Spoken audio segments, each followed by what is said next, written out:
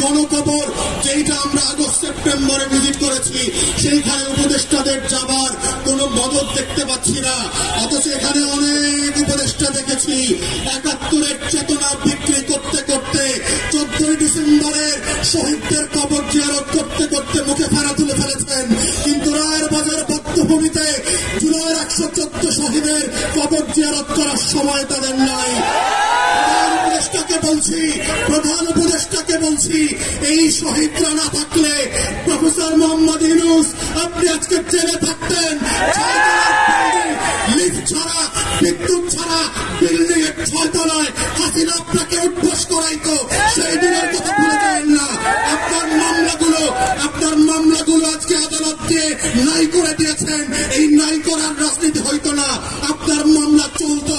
যাদের কারণে, যাদের রক্তের কারণে আজকে আপনি বেকসুর খালাস, যাদের রক্তের কারণে আপনি প্রধান উপদেষ্টা হয়েছেন, তাদের রক্তের বদলা যদি না নেন, আপনাকে আগামী দিনের মানুষ ক্ষমা করবে না।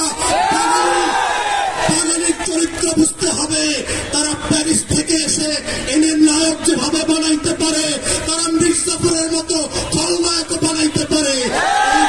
রক্ত দেওয়া শহীদ পরিবারের এই ইতিহাস ভুলে যাবেন না। তাই আমাদের বক্তব্য হচ্ছে, গণতদন্ত কমিশনের মধ্য দিয়ে আওয়ামী লীগ প্রশ্ন রিজার্ভ করেন। এবং আমরা বারবার বলেছি বিভিন্ন প্রেসে এবং টকশোতে কি কি অপশন হতে পারে। প্রথম অপশন হচ্ছে নাৎসি মডেলে আপনি আউটরাইট আওয়ামী লীগ, জাতীয় পার্টি এবং 14 দলকে নিষিদ্ধ করে দেবেন। দ্বিতীয় অপশন হচ্ছে যদি ট্রুথ অ্যান্ড রিকনসিলিয়েশন ফর্মে যান সাউথ আফ্রিকার মডেলে, তাহলে কাদের বিচার করবেন, কোন কোন অপরাধের বিচার করবেন, আর কাদেরকে তওবা কমিশন করে হেফাজতে আলমদের সামনে ক্ষমা চাওয়া মাফ করাইতে হবে, সেইটা আলাদা করতে হবে। এদেরকে আওয়ামী লীগ যেহেতু আমাদেরকে 3টা নির্বাচন থেকে বঞ্চিত করেছে, তার রাজনীতি নিষিদ্ধ না হলেও আগামী 3টা নির্বাচনকে আওয়ামী লীগ এবং জাতীয় পার্টিকে ন্যায্যতার